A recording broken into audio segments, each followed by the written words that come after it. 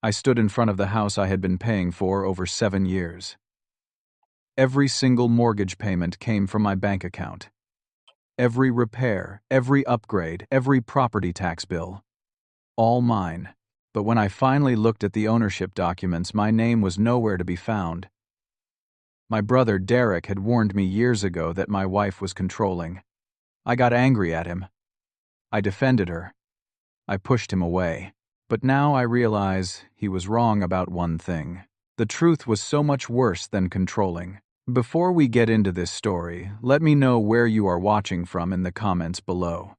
If this is your first time here, please hit that like button and subscribe to the channel. And stay with me because what my in-laws did behind my back will make your blood boil. I grew up in a suburb outside Columbus, Ohio. My family was nothing fancy. We lived in a modest 3-bedroom house with a small backyard, where my brother Derek and I used to play catch every summer evening. Our parents divorced when I was 12 years old. I remember that day clearly. Mom sat us down in the living room and explained that sometimes adults grow apart. Derek was 16 at the time and he held my hand through the whole conversation. From that moment on, he became more than just my older brother. He became my protector. Derek was always there for me. When kids at school made fun of my secondhand clothes, Derek walked me to class and stared them down. When I struggled with math in high school, Derek stayed up late helping me with homework, even though he had his own college applications to worry about. We were close in a way that only brothers who have been through hard times together can be. I told Derek everything. My fears, my dreams, my failures. He never judged me.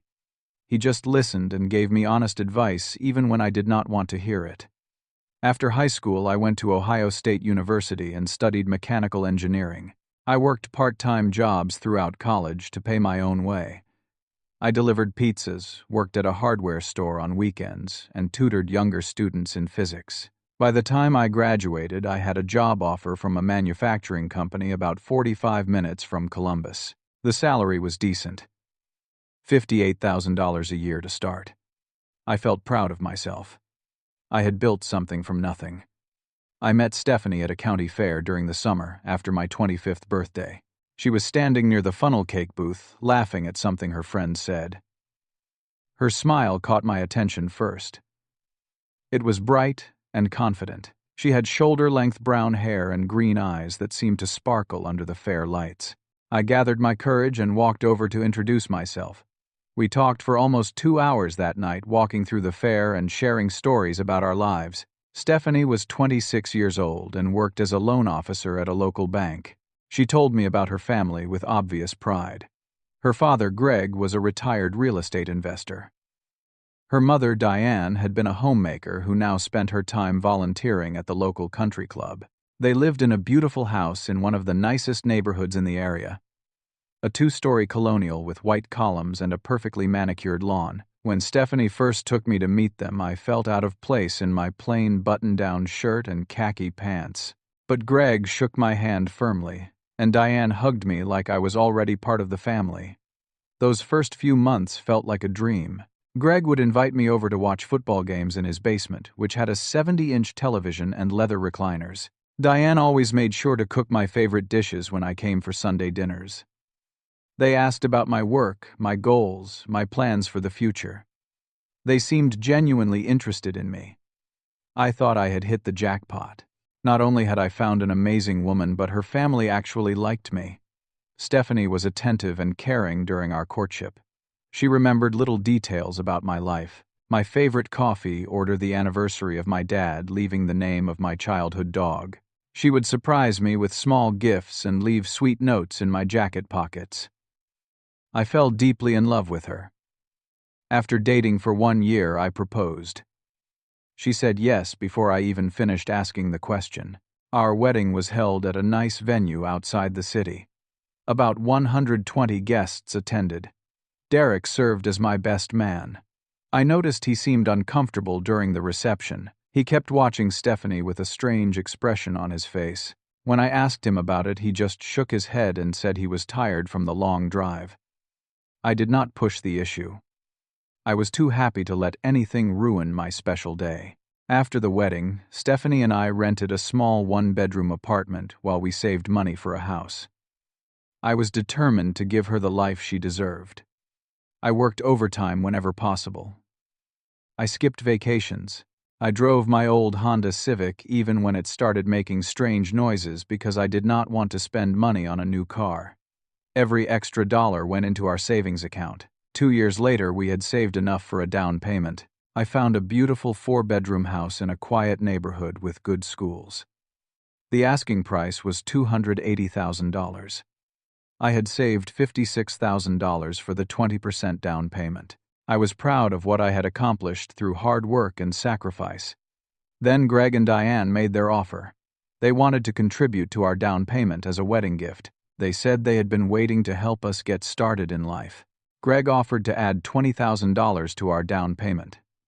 I hesitated. Something in my gut told me to refuse. But Stephanie insisted it was just her parents showing love. She said it would hurt their feelings if I rejected their generosity. Against my better judgment, I agreed. We closed on the house in March. I remember signing what felt like hundreds of documents. The mortgage officer explained each one, but after a while they all blurred together. Stephanie sat beside me, pointing to where I needed to sign.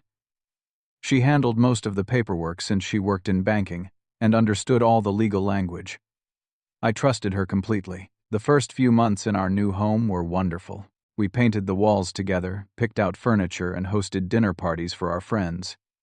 But slowly, things began to change.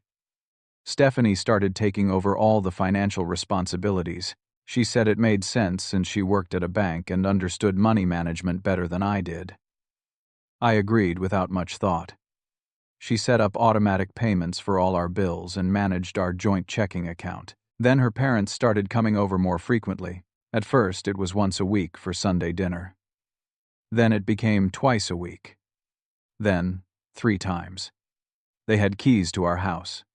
Greg would let himself in without knocking. One Saturday morning, I woke up to find him in our garage installing new shelving without asking me first. When I expressed surprise, he laughed and said the place needed some work and he was just helping out. He told me this was like his second home now. Diane started leaving personal items around our house. Her reading glasses on the kitchen counter, a spare cardigan in the hall closet, a bag of her favorite tea in our pantry. She would rearrange our furniture without asking, saying she was just helping us make better use of the space.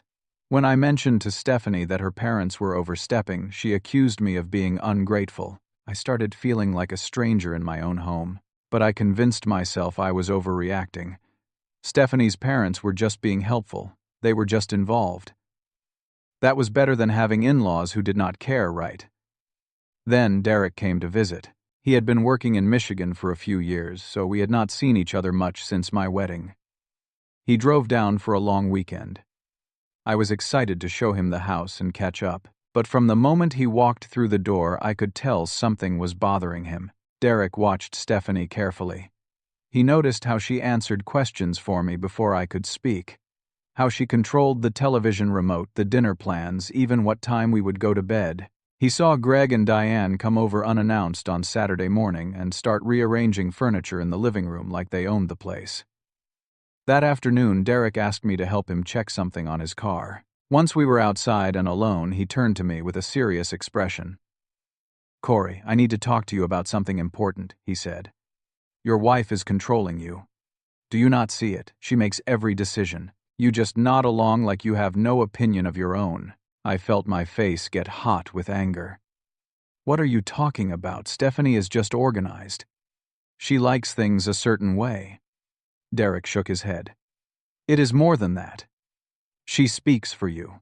She manages all your money. She decides who you spend time with.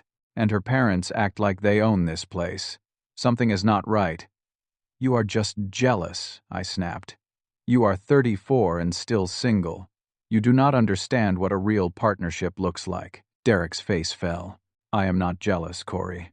I am worried about you. I do not trust her parents either. People do not give money without expecting something in return. Please, just be careful." I told him to mind his own business. I said he had no right to judge my marriage. We argued in the driveway for almost 20 minutes. Finally, Derek held up his hands in surrender and said he would let it go. He left the next morning, a day earlier than planned. As I watched his car pull away, I felt a mix of anger and guilt. But I pushed those feelings aside. Derek was wrong. He had to be. After that visit, Stephanie seemed to know exactly what Derek had said to me.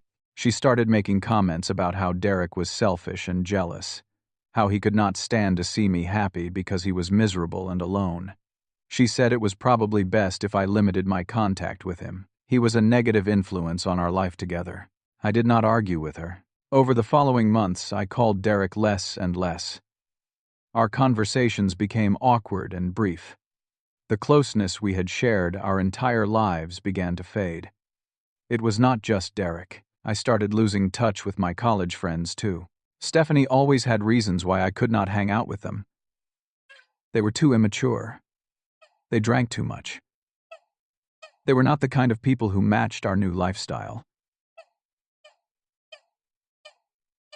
One by one, my friendships withered. Even my relationship with my mother suffered. She lived 2 hours away and would call me every Sunday.